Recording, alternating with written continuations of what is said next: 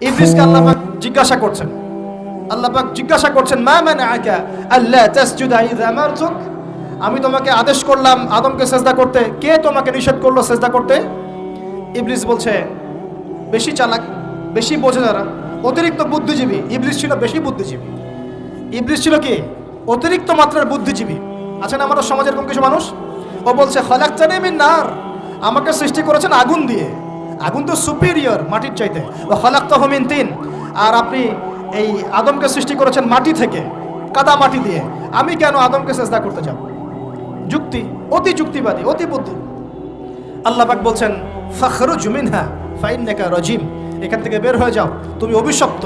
ফাইন্না আলাইকা লা'নাতা ইলা ইয়াউমিদ্দিন, আমার আদেশ লঙ্ঘন করার কারণে কিয়ামত পর্যন্ত তোমার উপর লানত, অভিশাপ বর্ষিত।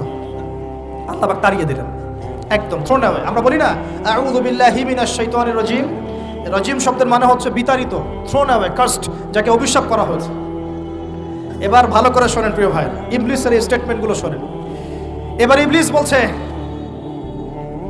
রব্বি আনজিরনি ইলা ইয়াউমি ইউবআসুন, এই স্টেটমেন্টটা ভালো করে শোনেন। ইবলিস বলছে রব্বি, হে আমার রব।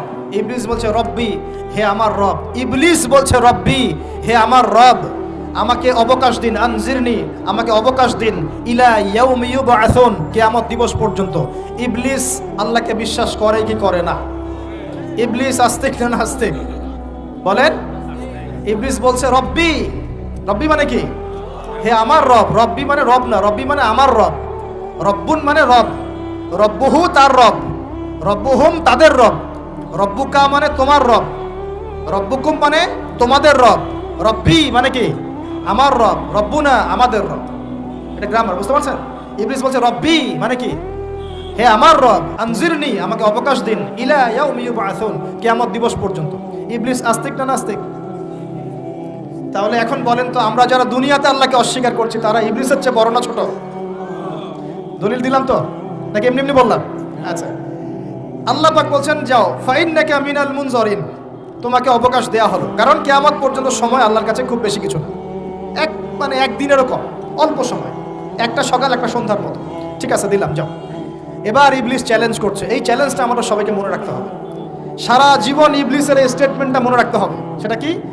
ইবলিস বলছে ফাবিমা আগওয়াইতানি, সূরা আরাফ পড়ে দেখবেন। ইবলিস বলছে ফাবিমা আগওয়াইতানি, আপনি যে আদমের কারণে আমাকে আজকে বের করে দিলেন জান্নাত থেকে, লাআকুদান্না লাহুম সিরাতাকাল মুস্তাকিম, আমি সেই আদমের সরল পথে ওত পেতে বসে থাকবো, চুপটি খাপটি মেরে বসে থাকবো, খাপটি মেরে ওর জন্য বসে থাকবো।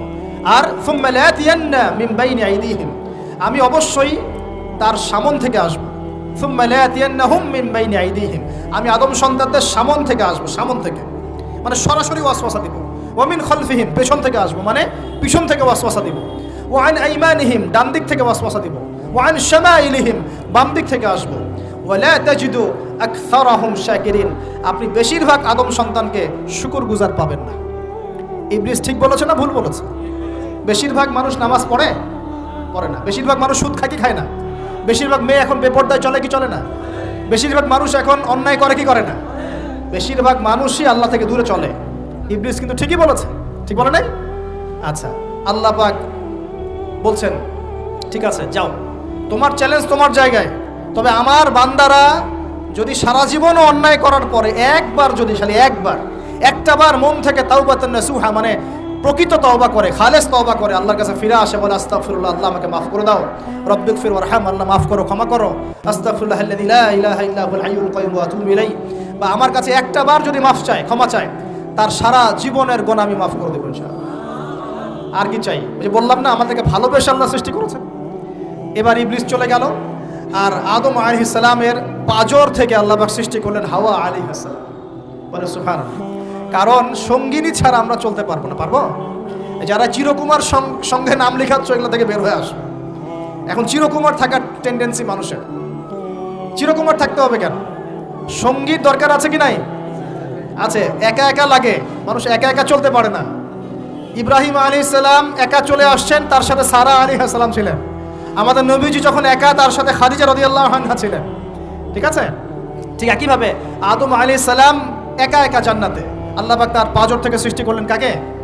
হাওয়া আলাইহিস সালাম। বলে রাখি, হাওয়া আলাইহিস সালাম ছিলেন পৃথিবীর সবচেয়ে সুন্দরী নারীদের একজন। দুজন নারীকে সবচেয়ে সুন্দরী বলা হয়, কয়জন? একজন হাওয়া আলাইহিস সালাম আর একজন ইব্রাহিম আলাইহিস সালামের স্ত্রী সারা আলাইহিস সালাম। মনে থাকবে? এখানে মনে রাখবেন, নিজে যদি পবিত্র থাকেন, নিজের চরিত্রকে পবিত্র রাখেন, ইনশাআল্লাহ আপনি সব দিক থেকে ভালো একজন মেয়ে পাবেন। নিজের চরিত্র ঠিক থাকবে না, জিনা করবেন, 10 ঘাটের পানি খেয়ে আসবেন, দেখবেন যাকে বিয়ে করেছেন ও 15 ঘাটের পানি খেয়ে আসে। সতর্ক থাকবেন, আল্লাহ পাক হেফাজত করুন না, বলি আমিন। এবার তারা দুজন জান্নাতে থাকতে লাগলেন। আল্লাহ পাক বলছেন, একটু মনোযোগ দেন, আল্লাহ বলছেন যে তোমরা দুজন জান্নাতে থাকো। ফাকুলা মিনহা রাগাদান হাইসু শি'তুমা, জান্নাতে যা ইচ্ছা তোমরা খাও, কোনো সমস্যা নেই, থাকো খাও। ওয়ালা তাকরাবা হাদিহি শাজারা, কিন্তু একটা আদেশ করছি তোমাদেরকে, এই যে গাছটা দেখছো এই গাছের কাছেও যাবে না। শব্দগুলো বোঝার চেষ্টা করো। আল্লাহ পাক বলছেন না যে গাছের ফল খাবে না, আল্লাহ পাক বলছেন গাছের কাছেও যাবে না। ঠিক যেমন আল্লাহ বলছেন ওয়ালা তাকরাবু আমওয়ালাল ইয়াতীম, এতিমের মালের কাছেও যাবে না। আল্লাহ বলছেন না এতিমের মাল খেও না। আল্লাহ বলছেন ওয়ালা তাকরাবু জিনা, জিনার কাছেও যেও না। আল্লাহ কিন্তু বলছেন না জিনা করো না। ঠিক একই ভাষায় আল্লাহ পাক বলছেন ওয়ালা তাকরাবা হাদিহি শাজারা, তোমরা দুজন এই গাছের কাছেও যাবে না। দ্যাটস অল, আর কোনো সমস্যা নাই, জান্নাতে থাকো। এবার তারা জান্নাতে থাকতে লাগলেন। থাকতে থাকতে এক পর্যায়ে ইবলিস ওয়াসওয়াসা দেওয়া শুরু করলো। কি ওয়াসওয়াসা দিল যে আমাদের পিতামাতা সেখানে চলে গেলেন? ভাবার বিষয় তো নাকি? কি এমন বললো ইবলিস যেটা আমাদের পিতামাতা রিসিভড হয়ে গেলেন? এই কথাটা আছে সূরা তহায়। কোন সূরা? সূরা তহা পড়ে দেখবেন। আল্লাহ পাক বলছেন, ইবলিস আমাদের পিতাকে বোঝাচ্ছে, বলছে ইয়া আদম, হে আদম, হাল আদুল্লুকা, আমি কি তোমাকে জানিয়ে দেব, খবর দিব, আলা শাজারাতিল খুলদি ওয়া মুলকিন লা ইয়াবলা, এমন একটা গাছের কথা কি জানিয়ে দিব যেই গাছের কাছে গেলে বা তার ফল খেলে তুমি দুটো জিনিস পাবে, চিরস্থায়িত্ব পাবে, কোনোদিন মরবে না, আর বিশাল ক্ষমতার মালিক হবে। অন্য আয়াতে আসছে যে তোমরা ফেরেশতা হয়ে যাবে। এই দুটো কথা। তাহলে কি প্রলোভন দিল? চিরস্থায়িত্বের প্রলোভন এবং কি অমরত্বের প্রলোভন, অমরত্ব এবং ক্ষমতা। একটু মনোযোগ দেন, এই দুনিয়াতে যারা আল্লাহর পথ থেকে বিচ্যুত হয়ে গেছে বেশিরভাগ এই দুটার ফাঁদে পড়েছে, হয় ক্ষমতার ফাঁদে, না হলে দুনিয়ার এই যে মোহ, অমরত্ব, দুনিয়ার জীবন নিয়ে পড়ে থাকা, এই দুনিয়ার প্রেমেই মানুষ নিজের পথ হারিয়ে ফেলেছে। এই দুটোই হয়েছে। এক পর্যায়ে পিতা মাতা চলে গেলেন, ফল খেয়ে ফেললেন, যদিও বা ফল খাওয়ার কথাটা কোরআনে নাই, কোরআনে আছে তারা গাছের কাছে চলে গেলেন। কি হলো গাছের কাছে যাওয়ার পরে? ফালাম্মা যাকাশ শাজারা, আল্লাহ পাক বলছেন যখন তারা গাছের কাছে চলে গেলেন, ভাই লক্ষ্য করেন, যখন তারা গাছের কাছে চলে গেলেন প্রথম যে ঘটনা ঘটলো, বাদাত লাহুমা সাওআতুহুমা, তাদের যে কাপড় ছিল জান্নাতের কাপড়, গায়ে কাপড়টা ধাপাস করে খুলে পড়ে। এখানে যদি আপনার কাপড়টা খুলে যায় কেমন লাগবে? বা কেউ যদি জোর করে কাপড় আপনার খুলে ফেলে কেমন লাগবে? কেউ যদি 10 জন জোর করে ধরে আপনার কাপড় খুলে দেয় কেমন লাগবে? আপনি নিজের জীবনের চাইতে বেশি কাপড়টা ধরে রাখার দিকে মনোযোগী হবেন না? আমাদের পিতা মাতাকে শয়তান জান্নাতে ফেরেশতাদের সামনে নগ্ন করে দিল, কাপড় খুলে পড়ে গেল। তার মানে জান্নাতে আমাদের পিতা মাতাকে নগ্ন করেছে কে? ইবলিস। তাহলে দুনিয়াতে যারা এখন আমাদের গা থেকে কাপড় খুলতে চায়, বেপর্দায় চলতে চায়, পর্দাকে কুপ্রথা বলে, কুসংস্কার বলে, যারা বলে যে অশ্লীলতার বিপ্লব ঘটুক, পোশাকের কোনো বাধা ধরা নিয়ম না থাকুক, সবাই স্বাধীন, যারা নগ্নতা অশ্লীলতার প্রচার প্রসার চায়, যারা মুসলিমদের গা থেকে কাপড় খুলতে চায়, এরা তাহলে কার হয়ে কাজ করছে? যেই কাজ শয়তান করেছে জান্নাতে, ওই কাজই তারা করছে এখন জমিনে। কথা কি প্রমাণ করতে পারলাম? প্রথম দুর্ঘটনা কোনটা? প্রথম দুর্ঘটনা এটা নয় যে তারা আল্লাহর হুকুম আহকাম ত্যাগ করেছেন, আল্লাহকে অস্বীকার করেছেন, কুফরি করেছেন, শিরিক করেছেন, এগুলো হয়নি। প্রথমে সর্বপ্রথম দুর্ঘটনা হয়েছে গা থেকে কাপড় খুলে পড়ে গেছে, তাও জান্নাতে সবার সামনে।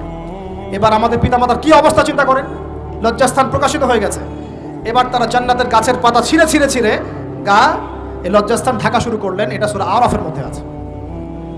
এবার আল্লাহ পাক তাদেরকে বললেন, আলাম আকুল লাকুমা, আমি কি তোমাদের দুজনকে বলি নাই, ইন্নাশ শাইতানা লাকুমা আদুউম মুবিন, শয়তান তোমাদের স্পষ্ট শত্রু, আমি কি তোমাদেরকে বলি নাই?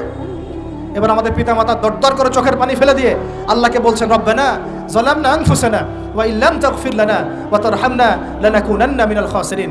এই দোয়া করার পর আল্লাহ পাক তাদেরকে মাফ করে দিলেন, বলে সুবহানাল্লাহ। কিন্তু জান্নাতে আর থাকা হলো না, জান্নাতে আর থাকা হলো না।